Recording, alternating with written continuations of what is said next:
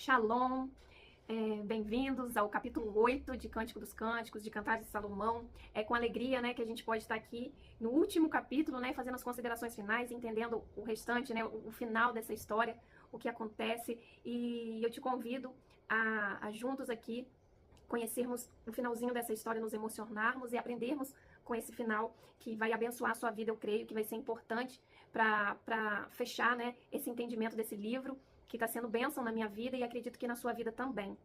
Então, nós estamos no capítulo 8 e ele vai começar assim, né, com a ilustração da parceria expressa em sua humildade no ministério público da noiva, né? A parceria que ela tem agora é expressa em humildade e, ao mesmo tempo, mostrando esse ministério que é público. Então, nós vamos ver isso nesse início aqui. E eu quero lembrar que esse estudo, grande parte dele está sendo baseado no livro no estudo de Mike Bickle. Então, muito do que tem aqui, né, é crédito dele, não é conteúdo meu. Como eu já falei, algumas coisas lá do início do capítulo 1, 2, antes de começar, a gente teve umas colocações, né? Mas no decorrer eu peguei esse material dele e vou finalizar também com um extra, com uma outra interpretação, uma visão mais pessoal, né, minha. Mas esse estudo está sendo baseado, né? Claro que todo estudo ele passa, né, por nós e aí ganha vida através da nossa interpretação e através da própria revelação do Espírito Santo que vai trazendo novidade a cada dia, como eu já falei nos outros estudos, né? A palavra é viva e ela é revelada e ela a cada dia ela se renova, né? E tem uma nova revelação para nós. Fui redundante, mas para que a gente entenda isso. Então, vai começar em Cantares 8, 1, 2, com o dizer: ó, você era como meu irmão, que me amamentou no seio de minha mãe. Se eu encontrá-lo lá fora, eu te beijaria. Eu não seria desprezado. Eu iria levá-lo e trazê-lo para a casa de minha mãe, ela que costumava me instruir. Eu faria com que você bebesse vinho aromático do moço das minhas romãs. Então ela deseja mostrar corajosamente a sua lealdade e afeto a Jesus em público. Ela quer ter esse contato com ele, né? E mostrar esse amor em público. Ela ora, ó, que tu, Jesus, era como meu irmão. Na época era impróprio expressar afeto em público para membros do sexo oposto que não estavam na sua família ali imediata, né? Mostrar afeto, um abraço, um beijo, né, de amor, de carinho, por uma pessoa que não era da sua família, um irmão, né, ou às vezes um pai ali. Então era inapropriado uma moça mostrar esse afeto. E então ela o coloca ali como seu irmão. Ela demonstra esse afeto falando que quisera que você fosse como meu irmão, para eu beijá-lo em público, para eu mostrar esse amor publicamente. Ela deseja que ela poderia se relacionar publicamente a Jesus com liberdade que ela teve com um irmão. Uma mulher em momento da história poderia ser mais familiar em público com o irmão de seu noivo. Então, às vezes, ela com o próprio irmão do noivo, ela poderia ser mais familiar. Então, a gente vê que ela quer demonstrar em público ali esse amor íntimo, mas, né, como era inapropriado, ela fala que quisera que fosse meu irmão. Um irmão que amamentou no peito de sua mãe fala também de um irmão inteiro. Um irmão por parte de pai e mãe, em vez de um meio-irmão. Filhos da mesma mãe está em contraste com as crianças que têm o mesmo pai, mas mães diferentes. Nos tempos antigos, os homens, né, como a gente sabe, tinham várias esposas. Por isso, muitos irmãos tinham o mesmo pai e uma mãe diferente. Só que eles muitas vezes eram rivais, como Absalão estava com Amnon, lá em 2 Samuel 13.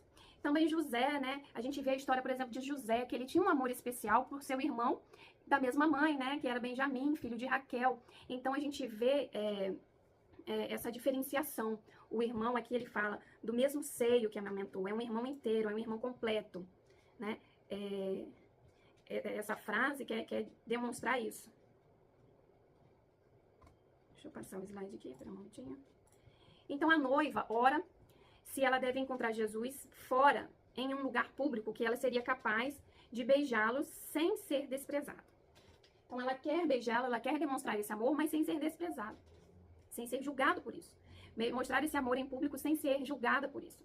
Para beijar Jesus em público sem ser desprezado, fala de expressar a plenitude do seu coração a ele em público, sem ser incompreendido e desprezado. A gente sabe que quando nós amamos o Senhor com todo o nosso coração, como eu já disse antes, a gente às vezes é incompreendido. Às vezes é taxado como pessoas, como é a frase que as pessoas falam, né? Fanáticos ou, né, extremos demais.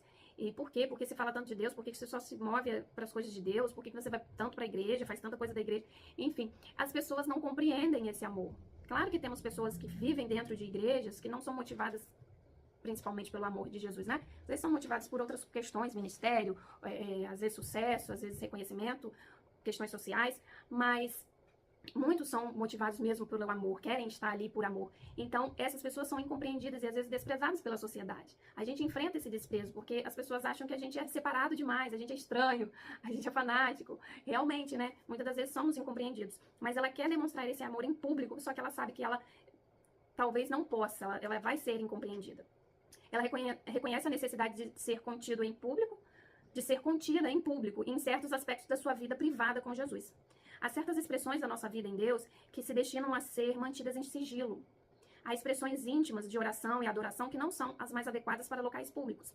Caminhamos no amor quando refrear nossa liberdade em algumas ocasiões por causa daqueles que não entendem. Então, muitas das vezes, nós temos momentos íntimos com o Senhor, que Ele vai ministrar o nosso coração, momentos de adoração, momentos de atos proféticos, momentos que Ele vai nos mover a falar algo, a fazer algo, a cantar algo.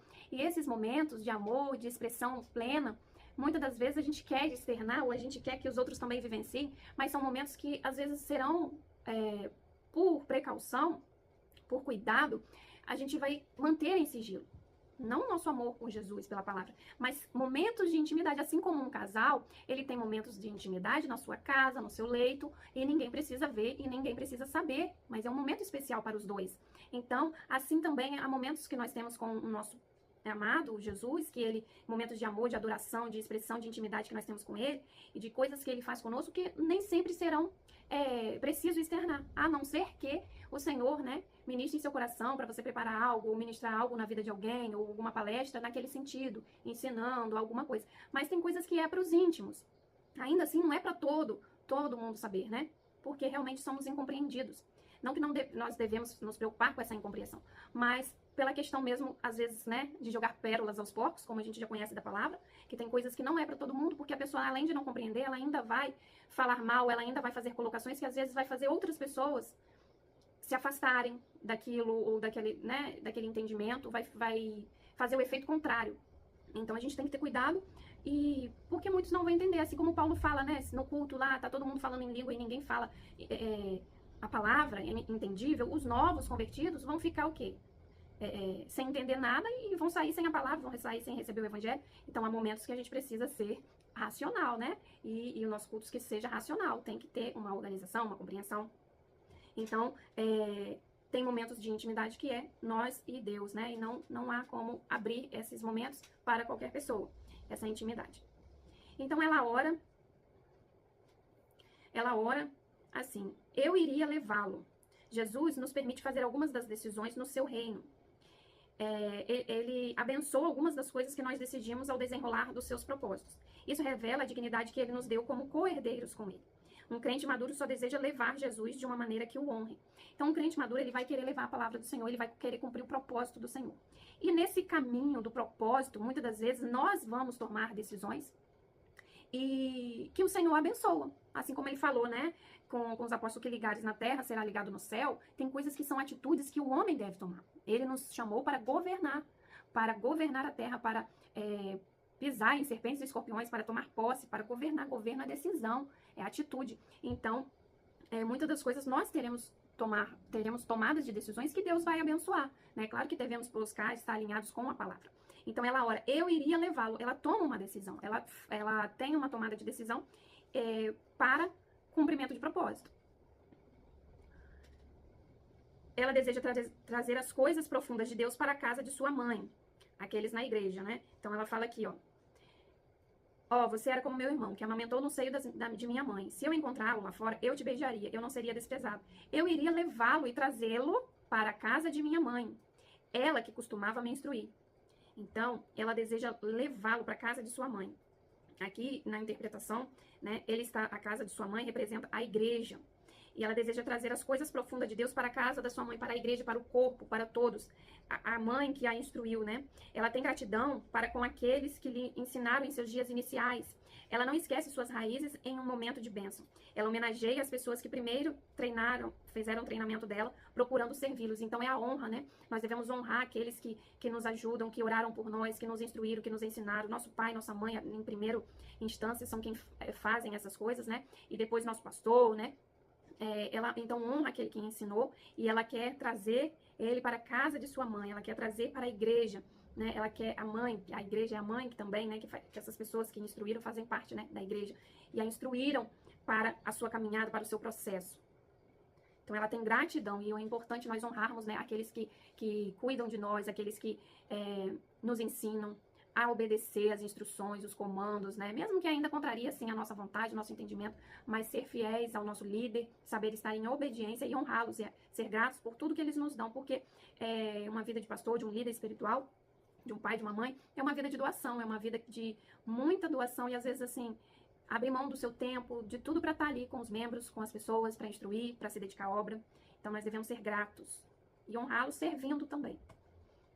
A noiva sonha em dar o seu melhor a ele através da oração. Eu faria com que você bebesse do vinho aromático, dos sucos de minha romã. Então, na época, as pessoas poderiam misturar vinho com especiarias ao hospedar um convidado de honra, porque fica uma bebida muito mais agradável. Era muito mais caro, mas era apropriado quando se pretende honrar um convidado com o seu melhor. Então, ela quer dar ao melhor, então ela vai misturar ali o vinho com as especiarias. A sua mão esquerda esteja debaixo da minha cabeça e a sua mão direita me abraça. Conjuro-vos, ó filhas de Jerusalém, não agitar nem despertar o amor até que ele quiser. Em Cânticos 8, 3, 4. A mão esquerda de Deus fala da atividade de Deus que não podemos ver em nossos olhos naturais, já falamos sobre isso. E a mão que está sobre a cabeça, é a mão que está sobre a cabeça, por isso fora de vista, né? A mão que está aqui por cima, a gente não vê. E a mão que fala das coisas que nós não podemos ver, mas Deus está fazendo. O Senhor faz muitas coisas que não vemos. Ele detém e libera muitas coisas para abençoar, fornecer e proteger. Ele nos poupa de problemas que nós não estamos sempre cientes. E a mão direita de Deus fala da atividade visível ou perceptível de Deus. Então a esquerda da atividade invisível, aquela que não vemos, mas ele está movendo. E a direita fala da atividade visível, perceptível de Deus. O Espírito Santo nos guarda em estações espirituais estratégicas. Porque aqui fala, ó, não agitar nem despertar o amor até que ele queira, até que ele quiser. Ele ordenou estações estratégicas na vida espiritual de cada pessoa. Há épocas em que ele deseja para estabelecer em nosso coração, em novas e profundas revelações do seu coração. A agenda do Espírito para a noiva, nessa temporada, foi para dar a coragem e humildade para ela. Então nós fomos vendo o agir do Espírito Santo na vida dessa noiva em vários momentos que foi mudando. Primeiro para elogiá-la, empoderá-la, mostrar que ela é valiosa, depois mostrar qual era o ministério, abraçá-la, alimentá-la, fortalecê-la, e depois a gente está vendo aqui para dar coragem, humildade para ela prosseguir no processo. Então, o Espírito Santo vai tendo os momentos, as temporadas, os ciclos na nossa vida, e cada ciclo vai ter um processo. A gente vai ter o tempo da gente caminhar de uma forma, ter um entendimento. Tem certas coisas que a gente só vai entender com o passar do tempo, a gente vai amadurecendo nas coisas do Senhor e aí ele traz uma revelação nova. Mas se a gente tivesse tido aquela revelação tempos atrás, a gente não ia compreender, porque ainda não estava maduro, não tinha as peças suficientes, né, as conexões suficientes para a gente alcançar aquele entendimento. Então, tudo é gradativo, né? O Espírito Santo tem um momento certo, o agir, né? Como a palavra diz, tem hora de abraçar, tem hora de não abraçar, tem hora de cantar, hora de chorar. E tudo tem o seu momento. E nesse preparo na nossa vida espiritual, às vezes a gente quer tudo de uma vez. Ah, mas eu já quero romper, eu já quero estar lá na frente, eu já quero fazer isso. Mas o Espírito Santo, ele vai nos preparando aos poucos, conforme a gente pode lidar com aquilo, né? Conforme o nosso organismo consegue absorver. Já pensou você dar a diferença do remédio pro veneno é a dose, né? Então já pensou você dar um polivitamínico, por exemplo, várias vitaminas em uma quantidade altíssima. O que acontece? Seu corpo não consegue absorver, ele vai ficar intoxicado, alguma coisa vai sair pela urina, vai sair pelas fezes, mas ele vai se intoxicar. Até uma vitamina, em grande quantidade, ele vai te intoxicar porque não tem capacidade de absorção de tudo de uma vez. Por isso que a gente tem que tomar, às vezes, toma o seu polivitamina de manhã e de noite, né? Todo dia. Você não toma, vou tomar a dose de um mês, vou tomar as 30, 60 cápsulas em um dia só. Não podemos, não conseguimos absorver. E porque o nosso cérebro e a nossa mente e o nosso ser espiritual vai ser diferente. Nós temos uma capacitação a cada dia e uma revelação a cada dia. Por isso que a gente lê a Bíblia um dia, um versículo, e tem um entendimento. Aí daqui mais um tempo a gente vai ler aquele mesmo versículo, já tem um outro entendimento, uma outra revelação. Talvez uma revelação, da mesma revelação, mas mais aprofundada. Ou talvez uma interpretação totalmente diferente. Você olha com outros olhos, faz outras conexões. Então, tudo, né, é um processo e tem seu tempo. Não adianta a gente querer acelerar as coisas, vai ter um processo. E aqui ele fala, não desperta o amor até que ele queira. Como já falamos, às vezes a gente quer impor ao outro o estágio que a gente já está, né, no Senhor, as coisas que a gente já entendeu e que a gente já consegue praticar da verdade da palavra, da santidade, a gente quer impor ao outro. Mas às vezes o outro ainda não está capacitado nesse nível, ele ainda precisa ser nutrido, alimentado, para chegar, né? Então, e cada um tem o seu tempo, o Senhor conhece cada um, o Senhor nos fez e não é mérito nosso. Não é mérito nosso, eu estava refletindo sobre isso e eu falei, Senhor, se hoje eu sou uma pessoa que estuda a tua palavra, se eu conseguir fazer uma faculdade, ou se eu conseguir ter um diploma, ter uma profissão, passar num concurso, não é mérito meu, porque o que eu fiz para merecer? Porque se eu tive a capacitação, o meu cérebro, de alguma forma, o meu ser, foi na hora da concepção, eu nasci com tal capacidade. Porque a gente que lida com crianças, a gente que é professor, a gente sabe que tem crianças que têm uma dificuldade intelectual de entendimento, tem crianças que têm mais dificuldade de aprender certas coisas, ou de estudar, ou de se concentrar. Então, cada um tem suas dificuldades. A gente sabe que tem questões espirituais também ligadas à aprendizagem, a problemas na aprendizagem. Mas, falando do natural, a gente não tem mérito nenhum em ter nascido com tal capacidade, assim como os hiperinteligentes, né? Superdotados não tem mérito, eles nasceram assim, o que eles fizeram para merecer? Eu falo, o que eu fiz, Senhor, para merecer? Como que eu vou me colocar mais importante, ou mais estudioso, ou melhor do que aquele irmão que tem uma dificuldade de avançar, de estudar, de pregar, ou da forma dele ali, avançar, entender o que está sendo dito? Como que eu vou me achar melhor? Porque eu não fiz nada. Eu não é mérito meu, é tudo Ele que me deu, é Deus que nos deu. Então isso ficou muito claro para mim, porque eu posso dar ao Senhor, devolver ao Senhor, assim como a parte financeira a gente devolve os 10%, porque vem dele. Então eu penso, se eu tive a capacidade de ter o meu emprego, é porque Ele me deu essa capacidade, então o meu dinheiro é dele. A minha capacidade de fazer algo veio dele, não veio de mim, eu não fiz nada. O que eu poderia ter feito? Eu escolhi, não, olha, eu vou lá e vou escolher, ou minha mãe, eu vou escolher uma criança assim, com inteligência de QI 90, ou de 60, ou eu quero uma pessoa que saiba assim, que não... Ninguém, veio dele, a capacidade veio dele.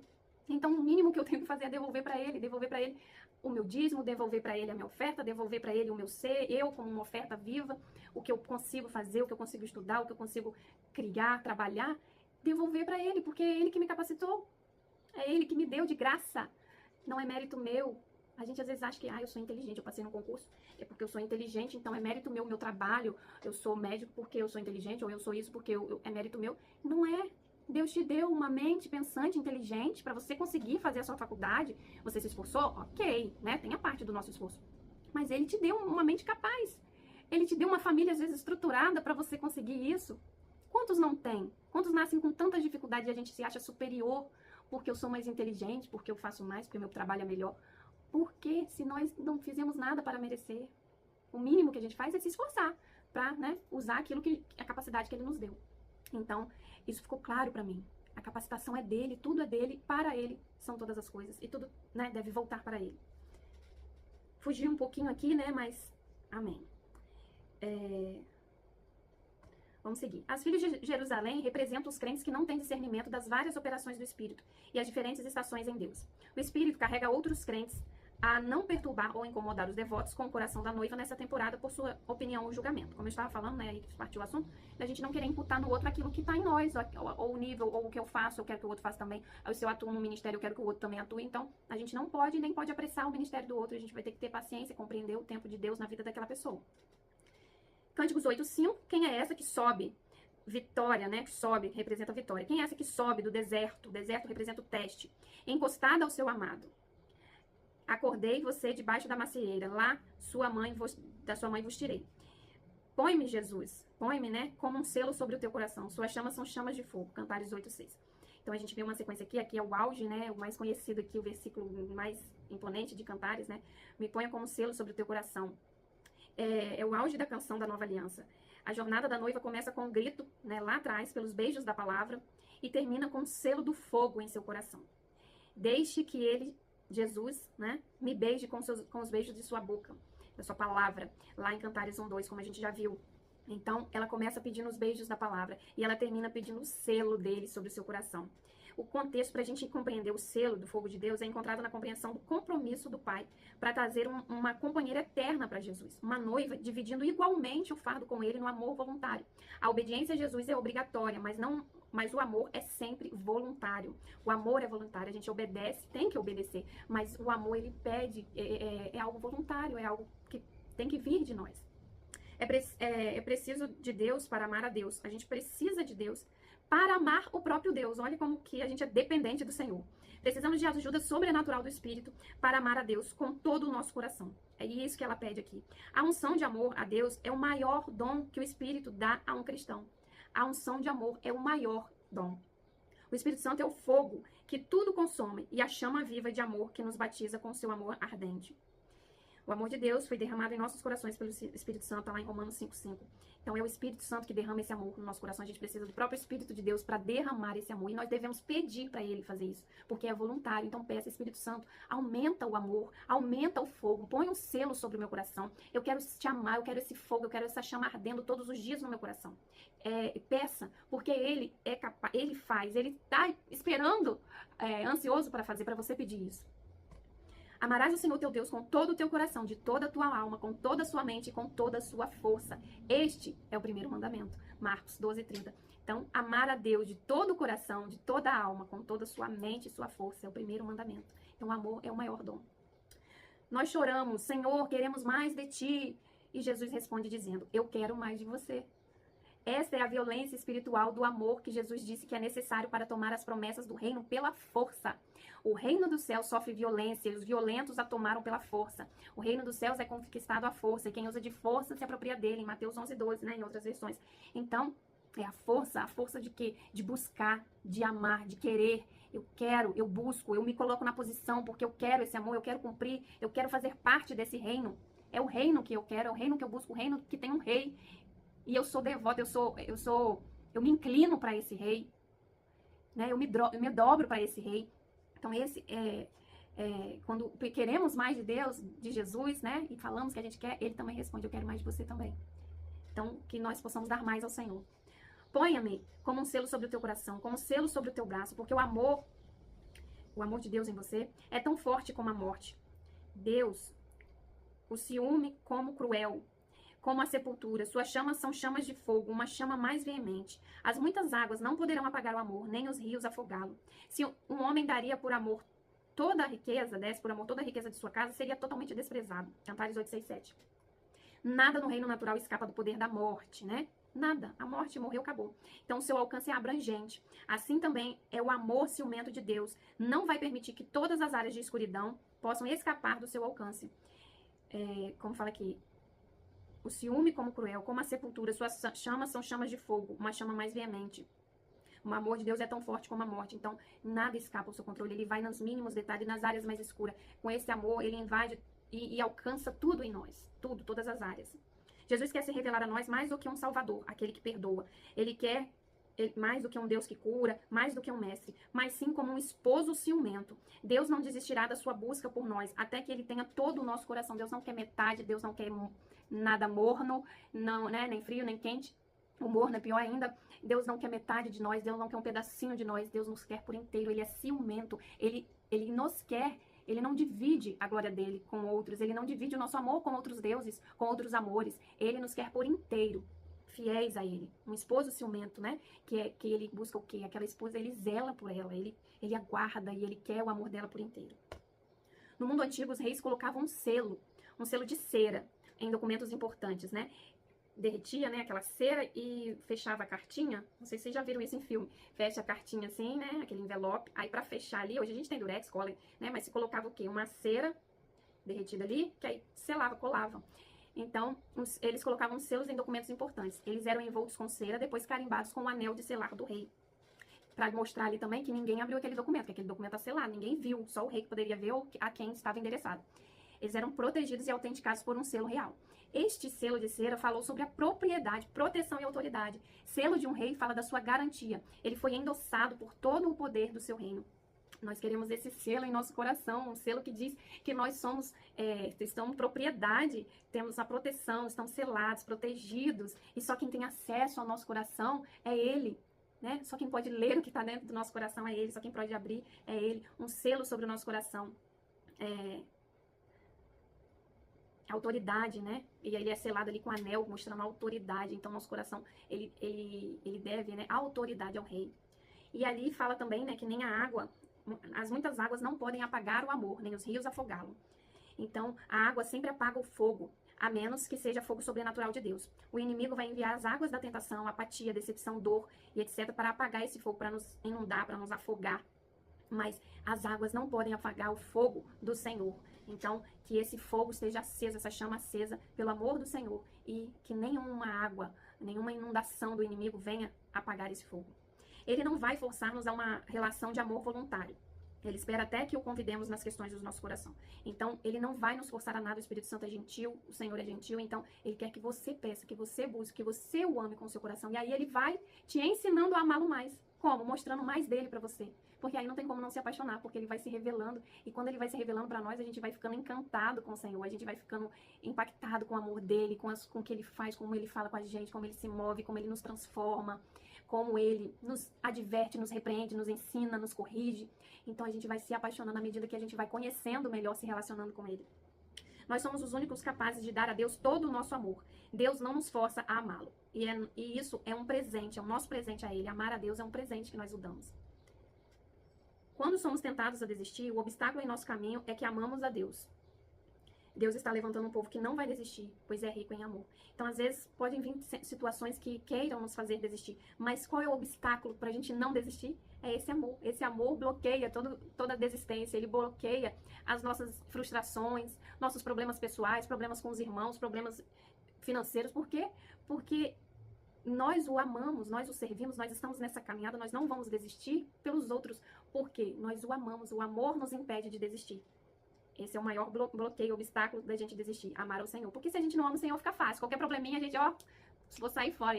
Ficar aqui dentro dessa igreja, só tá gente enjoado, ou só dá gente feio, ou só dá gente implicante, ou ninguém fala com ninguém, ou tem um problema com A ou B, ou a pessoa não fala direito comigo, tem que fazer tudo, eu tenho que ajudar, eu tenho que fazer isso. Então, assim, qualquer probleminha, tudo vai ser dificuldade, tudo a gente vai achar problema. Tudo a gente vai achar problema. Mas o pastor fala demais. Mas o pastor fala pouco. Mas o louvor demora demais. Não, o louvor demora pouco. O louvor é alto demais. Não, o louvor é frio demais. Sempre vai ter um problema. Porque o obstáculo vai ter. Mas o amor, quando eu amo a Deus, quando é vertical aqui, eu consigo bloquear todas essas outras coisas e lidar com isso. E Cânticos 8, 8 e 9. Temos uma irmã pequena que ainda não tem seios. O que faremos por nossa irmã no dia em que ela for pedida em casamento? Se ela for um muro, edificaremos sobre ela uma torrezinha de prata. E se ela for uma porta, cercá-lo-emos com tábuas de cedro.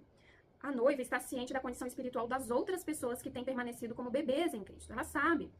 E ela intercede por eles, né? A nossa irmã pequena, aqueles que ainda precisam, né, caminhar, precisam de mais, que ainda estão, né, pequenos na fé. A noiva se lembra de sua irmã mais nova, no lugar de se esquecer dela enquanto avança para as coisas mais profundas. Às vezes a gente está tão preocupado com o nosso ministério, que está avançando, que está rompendo, e aí a gente quer romper tanto, eu quero me dedicar, eu quero minha santidade, eu quero me dedicar ao Senhor, eu quero ficar aqui o dia inteiro orando, lendo a Bíblia, e nós esquecemos dos outros, né? Nós pode acontecer isso conosco, e esquecer dos outros, mas o ministério da noiva não é esse, não é santificação para viver plena com Jesus. Não, ela foi convidada na mesma missão, no mesmo fardo, a levar esse evangelho. Então, ela não pode se preocupar. Então, nós também não podemos se preocupar só com nós mesmos, com a nossa santidade, com a nossa evolução e largar o povo para trás. Eu tô avançando, quem quiser ficar para trás, que fique, né? Não é assim. Ela se preocupa e intercede por esses irmãos mais novos. Crentes imaturos estão sob a responsabilidade da noiva. A pequena irmã é fraca na fé e, portanto, perde sua coragem facilmente nas dificuldades. Ela se entrega rapidamente em meio à pressão. As filhas de Jerusalém também estavam nessa mesma condição, como esta irmãzinha, né? Que ela precisou ali falar sobre quem ele era, né? Lembra as filhas de Jerusalém perguntando? Então, ela precisou despertar esse amor nas filhas de Jerusalém. E a irmãzinha mais nova, ela sabe que ela tem a responsabilidade de nutrir, porque ela vai ser atacada, né? Ela ainda não tem seios, ela ainda não está pronta para dar alimento, ela ainda está precisando receber. A irmã mais nova não tem seios, o que significa que ela não está disposta e é incapaz de cuidar das outras pessoas com o leite da palavra. Ela tem comunhão com aqueles com quem anda, mas deixa de assumir a responsabilidade para com os outros e permite ser oprimida com seus próprios problemas e desejos. Ela continua a ser um bebê espiritual que está focado em si mesma. A noiva não se ofende com ela, mas a ajuda. A gente vê às vezes um irmão que está ali só preocupado com a vida dele, com o problema dele, ora por mim, e né, ora pro nobis, ora por mim, ora por nós, me ajuda, me isso.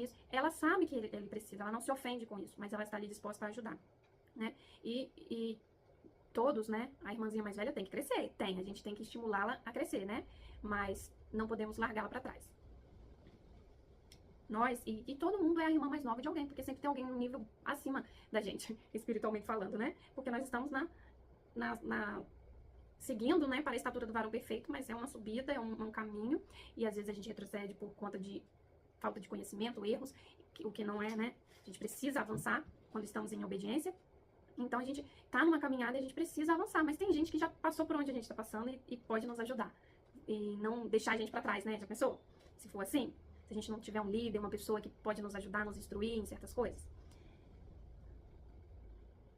A noiva pede conselhos e ajuda ao Senhor sobre a irmã mais nova. Ela intercede dizendo: o que faremos por nossa irmã? Como podemos ajudar a avançar até vencer?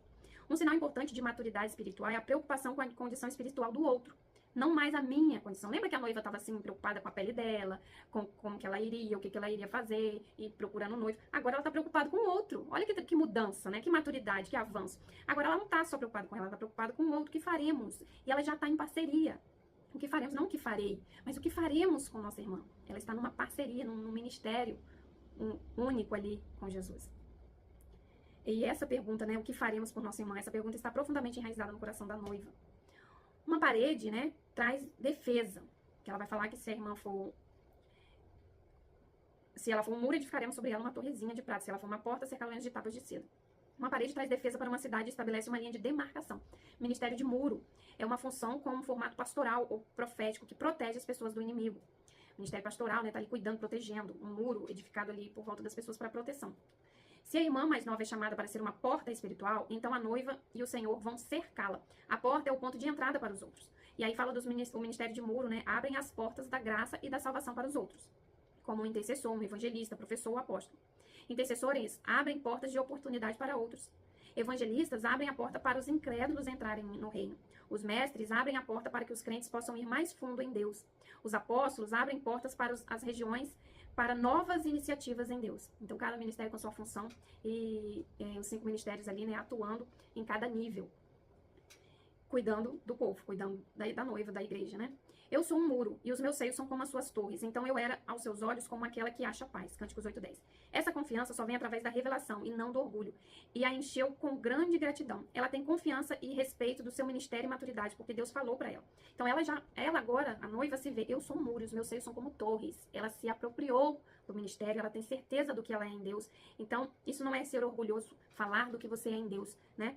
Não precisamos, é claro, ficar, né, eu sou isso, aquilo. Mas aqui ela está falando que ela está convicta do ministério dela, da ação dela, do que ela precisa fazer. Porque foi o próprio Deus quem a disse. Quem a consagrou, né, quem a chamou para isso. Essa confiança torna um crente poderoso emocionalmente e ministerialmente. Considere a quantidade de energia emocional que é gasta na condenação, no medo, na insegurança e na incerteza. Quanto que a gente fica ali perdendo de tempo, de terapia, ou de aconselhamento pastoral, ou de depressão, por conta de ter uma insegurança em Deus, de não saber qual é o seu ministério, de não saber como atuar, de se sentir com medo, inseguro no agir com Deus. Então aqui, quando ela está confiante, ela não perde mais tempo, ela sabe para que ela foi chamada, ela não vai perder tempo, nem, né, aqui como fala, a quantidade de energia emocional que a gente tem que gastar para ficar ali, né, quando a gente está inseguro, se remotivando, se afirmando, procurando o que, como e onde fazer, o que fazer. Mas quando a gente tem a certeza, né, a gente já não perde tempo, nem energia, a gente vai direto ao foco. O selo do fogo do amor em seu coração produziu essa confiança e pureza de motivos. Então, 8:11, teve Salomão uma vinha em Baal-Amon, entregou-as a uns guardas, e cada um lhe trazia pelo seu fruto 1000 peças de prata. O rei Jesus alugou a sua vinha à sua noiva, sabendo que ela iria mantê-la por ele. O arrendamento da vinha de Jesus fala do reino desta era a ser confiado ao seu povo. Na parábola em Mateus 21, 33, 44, Jesus fez referência a Cantares 8, 11 e 12, quando ensinou sobre o proprietário de terras que plantou uma vinha, construiu uma torre e o alugou, e que os lavradores em seguida partiram para uma terra distante. Estamos vivendo uma época em que o Senhor está em um país distante. Então ele alugou a vinha para a noiva. E ela aqui vai dar a resposta, né? Entregou a uns guardas e cada um lhe trazia pelo seu fruto 1000 peças de prata. Ele alugou a noiva, a sua vinha noiva, sabendo que ela ia mantê-lo para ele. O Senhor confiou a responsabilidade de cultivar a vinha aos guardas. A cada crente é dado uma certa mordomia em sua vinha. Você não precisa esperar por uma descrição de função oficial ou por um título de uma organização ministerial para ser fiel à sua mordomia, à parte que lhe foi dada. Comece a servir as pessoas. Aí você já vai estar trabalhando na vinha, ainda que você ainda esteja buscando a sua identidade, seu ministério, talvez você ainda não tenha um título, não seja reconhecido, você não precisa esperar por isso. O próprio Senhor já intitula os seus filhos, os que fazem parte do reino, né, a reinarem com ele e ter, né, e servir ao próximo, que é o exemplo de Jesus. Então comece a servir as pessoas. Ela entende, a noiva entende que todos vão prestar contas ao rei por sua designação. Cada um é responsável por cultivar a vinha, de tal forma a dar frutos. O Senhor nos recompensa com base na medida da nossa fidelidade, e não pelos talentos ou oportunidades. Ele nos recompensa pela nossa fidelidade, se somos fiéis naquilo que temos recebido, né? Então, cada um vai ser julgado conforme o fruto que deu, conforme aquilo que recebeu, conforme a sua fidelidade. A minha vinha que me pertence está diante de mim. As 1000 peças de prata são para ti, ó Salomão, e 200 para os que guardam o seu fruto. A noiva, então, ela está confiante de que ela é capaz de dar a Jesus tudo o que ele espera dela, dar a vinha, o valor esperado, declarando que ele pode ter as 1000 peças de prata. Ela reconhece que aqueles que guardam os seus frutos, né, seus colegas de trabalho, também terão uma parte em sua fertilidade quando estiverem diante de Deus. Ela só cumpriu o seu mandato enquanto trabalhava em equipe com os outros. Cada trabalhador na equipe irá compartilhar da sua recompensa na eternidade. Os 200 ciclos de prata falam da parte da recompensa que seus colegas de trabalho receberam no último dia. Então, resumo, a noiva diz diante de Deus: eu sou um muro, eu sou uma torre, eu estou em paz com você. Estou pronta para prestar contas a você, porque eu lhe dei as milhares do que você me pediu. Ela está confiante, ela entrega, ela sabe quem ela é, o propósito dela, e ela sabe o que ela tem que entregar, e que ela vai ser capaz de entregar aquilo que ele pediu. Oh, glória, que essa noiva seja capaz de entregar, que você seja capacitado para entregar aquilo que o Senhor te pediu. Cada dia, dia após dia, não se cobre além da medida, não se cobre além do que você pode gerar ao Senhor. Ele te deu certas mordomias, ele te deu certo talento, ele te deu uma medida. E a medida, você vai caminhando para gerar esse fruto, você vai caminhando para gerar. Não se cobre demais e às vezes paralisa. Se cobrar demais, às vezes paralisa. A gente acha que é incapaz de frutificar tanto e aí acaba paralisado. Então, vá passo a passo na sua caminhada. Comece com os propósitos, com aquilo que Deus tem te pedido de pouquinho. Ele tem te pedido para orar todo dia, ele tem te pedido para ler a Bíblia todo dia. Comece com esse pouquinho. E comece a servir, falar de Deus para um amigo, ser exemplo no seu lar, para o seu marido, para sua esposa, para os seus filhos. Comece de pouquinho, porque aí isso vai acontecer na sua vida, isso vai frutificar aos poucos. Não adianta a gente querer acelerar as coisas, como já foi dito. Mas tenha certeza que você é chamado para ser, né, parte dessa noiva. E a noiva, ela tem um chamado, e você vai descobrir o seu chamado, você vai descobrir a sua identidade, né? Como está sendo anunciado, pregado lá pela apóstola Cristiane na Beit, Rio do Leão. Ela tem falado da importância da gente ter a nossa identidade em Cristo. E você vai, através da sua força, do seu amor, buscar ao Senhor, pedir o amor dele, o selo dele sobre o seu coração. A cada dia, ele vai te revelando um pouquinho mais do que você é para ele, do que ele é para você, e do que vocês têm junto, a missão que tem junto. Então, vá caminhando no Senhor, dia após dia, de glória em glória. Não queira acelerar as coisas, mas também não fique parado, não fique prostrado. Avance na medida do seu passo, que sua perna pode caminhar. E quando a sua perna não der alcance, se ele quer te acelerar, ele vai te acelerar. Ele vai te fazer saltar como gazela, ele vai te fazer pés como de corça. Acelerar. Não é você que vai se acelerar, é ele que vai te acelerar. Confia nele, descansa nele, descansa no Senhor, descansa, porque ele fará a obra, ele capacitará você, ele me capacitará a cada dia. Essa é a certeza, é a convicção e a esperança do nosso coração. Porque ele tem feito grandes coisas na minha vida, na vida da minha família, e eu posso testemunhar que ele é fiel e que ele cumpre o que diz. Comissão final de Jesus, então, para a noiva, ele dá uma missão final.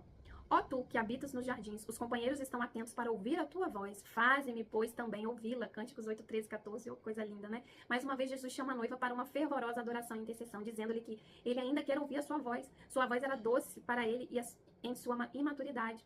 Então, ele ainda quer ouvir. O Senhor quer ouvir continuamente a nossa voz de 4 maneiras, né? Em primeiro lugar, na adoração, quando ele sempre quer nos ouvir declarar nosso amor por ele. Em segundo lugar, em intercessão, quando nos unimos a Jesus, que intercede para sempre. Em terceiro lugar, em ensino, quando falamos a palavra uns aos outros. E em quarto lugar, no evangelismo, quando compartilhamos o evangelho dos incrédulos. Então, ele quer ouvir a nossa voz na adoração, na intercessão, no ensino e no evangelismo, levando a palavra. Já o inimigo, ele quer silenciar a sua voz, ele quer silenciar a minha voz, ele quer nos silenciar. Para ele não é interessante que nós adoremos, para ele não é interessante que nós intercedamos por ninguém, nem ensinemos, piorou, nem evangelizar. Ele quer nos calar, ele quer nos paralisar em nossos próprios problemas, em nossos próprios cotidiano. Por isso que nós temos que viver acima das circunstâncias. Porque se não somos calados pelo nosso dia a dia, pela nossa rotina, pela nossa correria, pelos nossos afazeres, pelos nossos problemas, pelas nossas dificuldades, somos calados pelo inimigo, deixamos de levar a palavra se nos prendermos a isso. Mas, quando nós vivemos acima das circunstâncias, acima das limitações físicas, né? Vivemos em espírito, aí nós não somos calados por ele. Então, vamos levantar a nossa voz. O noivo pede: ó tu que habita nos jardins, está aí cultivando Os companheiros estão atentos a ouvir a tua voz. Tá todo mundo esperando, tá todo mundo esperando. Tem tanta gente querendo, tem tanta gente, essa área é tão grande. São poucos os trabalhadores. Tem tanta gente na ignorância, mas não porque quer. Porque não conhece, não sabe, não tem quem ore por eles, não tem quem ensine, não tem quem pregue, não tem quem evangelize. Alguns conhecem, mas conhecem de forma distorcida, de forma presa à religiosidade, conhecem um Deus duro, um Deus que não ama, um Deus que só é carrasco, um Deus que pune, um Deus que quer só, acha que só quer servir a Deus por medo, não conhece o amor. Então, ele quer calar a nossa voz, mas tem gente querendo ouvir. Os companheiros estão atentos para ouvir a tua voz. Faze-me, pois, também ouvi-la. Deus está te chamando para... Ele quer ouvir a sua voz, ele quer ouvir a sua voz adorando ele, ele quer ouvir a sua voz intercedendo por alguém. Isso sobe para ele como um cheiro suave. Ele quer ouvir você ensinando da palavra para o seu filho, para o seu irmão, para o seu colega de trabalho. Ele quer você evangelizando, falando de Jesus aos incrédulos, levando a palavra onde pessoas ainda não conhecem, com profundidade. Então ele está atento a ouvir.